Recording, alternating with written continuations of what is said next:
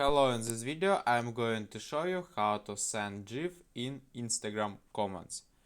First we need to open the Instagram on our phone. Then scroll down and find the some post. Open the comments and then click on the add comment. In our keyboard we can see the menu and here we can see the GIF. Click on it. And here we can find some GIF here and send this GIF to Instagram comment. Or you can go to the Google Play Store and update your Instagram app to